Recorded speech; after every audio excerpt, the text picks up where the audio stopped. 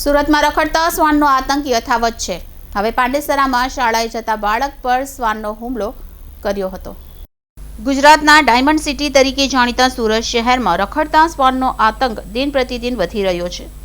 થોડા દિવસ અગાઉ ભટાર વિસ્તારમાં રખડતા શ્વાનના કારણે અકસ્માત સર્જાતા વૃદ્ધાનું મોત થયું હોવાનો બનાવ સામે આવ્યો છે।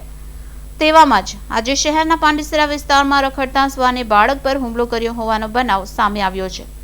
બાળક જ્યારે શાળાએ જઈ રહ્યો હતો તે સમયે શ્વાને હુમલો કર્યો હતો, જેથી તાત્કાલિક સારવાર અર્થે સિવિલ હોસ્પિટલમાં ખસેડવામાં આવ્યો હતો, જ્યાં તબીબોએ તેને સારવાર આપી હતી।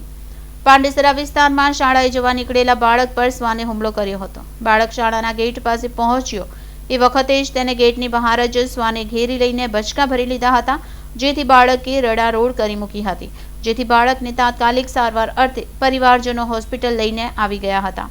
સ્થાનિકોએ જણાવ્યું હતું કે શ્વાનના હુમલા સતત વધી રહ્યા છે, જેથી લોકોમાં ડરનો માહોલ જોવા મળી રહ્યો છે।